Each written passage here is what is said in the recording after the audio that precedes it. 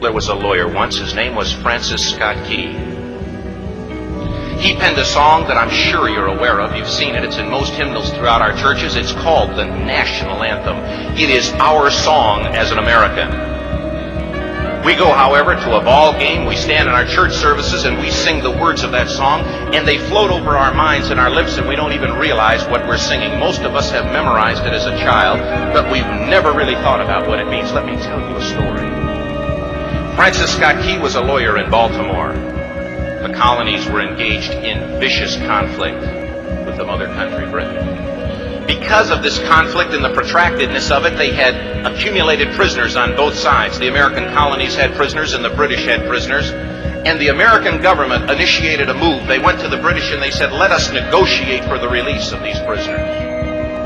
They said, we want to send a man out to discuss this with you. They were holding the American prisoners in boats about 1,000 yards offshore.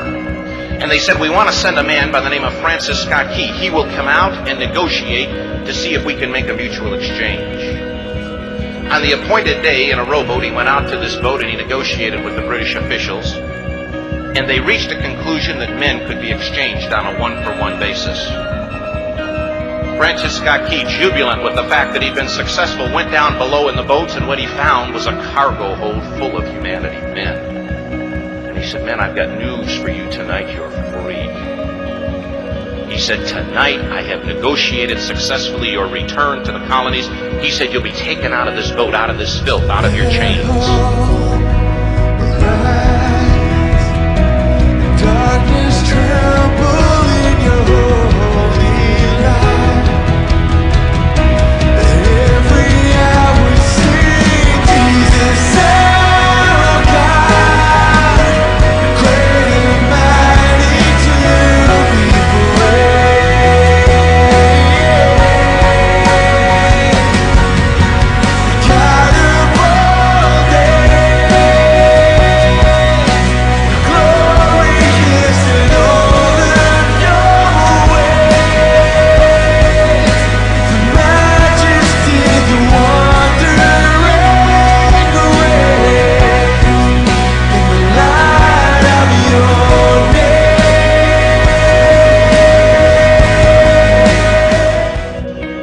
Went back up on board to arrange for their passage to the shore. The admiral came and he said, we have a slight problem. He said, we will still honor our commitment to release these men, but it'll be merely academic after tonight. It won't matter. And Francis Scott Key said, what do you mean? He said, well, Mr. Key, he said, tonight we have laid an ultimatum upon the colonies. Your people will either capitulate and lay down the colors of that flag that you think so much of, or you see that fort right over there, Fort Henry? He said, we're going to remove it from the face of the earth. He said, how are you going to do that? He said, if you will, scan the horizon of the sea. And as he looked, he could see hundreds of little dots. And he said, that's the entire British war fleet. He said, all of the gunpowder, all of the armament is being called upon to demolish that fort. It will be here within striking distance in a matter of about 2.5 hours. He said, the war is over. These men would be free anyway. He said, you can't shell that fort. He said, that's a large fort. He said, it's full of women and children. He says, it's predominantly not a military fort. He said, don't worry about it. They said, we've left them a way out. He said, what's that? He said, do you see that flag way up on the rampart? He said, we have told them that if they will lower that flag, the shelling will stop immediately. And we'll know that they've surrendered, and you'll now be under British rule. Francis Scott Key went down below and told the men what was about to happen. And they said, how many ships? He said, 100. Darkness tremble in your holy light.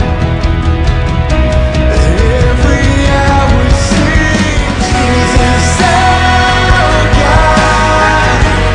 Great and mighty to be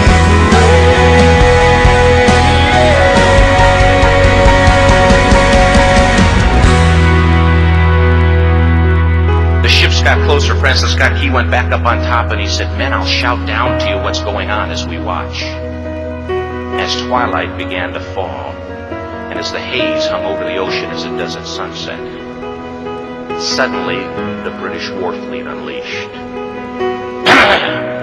He says the sound was deafening. There were so many guns that there were no reliefs. He said it was absolutely impossible to talk or hear. He said suddenly the sky, although dark, was suddenly lit. And he says from down below, all he could hear the men, the prisoners, saying was, "Tell us where the flag is. What have they done with the flag? Is the flag still flying over the rampart? Tell us." 1 hour, 2 hours, 3 hours into the shelling, every time the bomb would explode and it would be close to the flag, they could see the flag in the illuminated red glare of that bomb. And Francis Scott Key would report down to the men below, "It's still up. It's not down." The admiral came and he said, "Your people are insane." He said, "What's the matter with them?" He said, "Don't they understand this is an impossible situation?" Francis Scott Key said he remembered what George Washington had said. He said, "The thing that sets the American Christian apart from all other people in the world is he will die on his feet before he'll live on his knees." The admiral said, "We have now instructed all of the guns to focus on the rampart to take that flag down." He said, "We don't understand something. Our reconnaissance tells us that that flag has been hit directly again and again and again, and yet it's still flying. We don't understand that." But he said, "Now we're about to bring every gun for the next 3 hours to bear on that point." Francis Scott Key said the barrage was unmerciful. All that he could hear was the men down below praying the prayer, "God, keep that flag flying where we last saw it." Sunrise came. He said there was a heavy mist hanging over the land, but the rampart was tall enough. There stood the flag, completely nondescript, in shreds. The flagpole itself was at a crazy angle, but the flag was still at the top. Francis Scott Key went aboard and immediately went into Fort Henry to see what had happened. And what he'd found had happened was that that flagpole and that flag had suffered repetitious direct hits.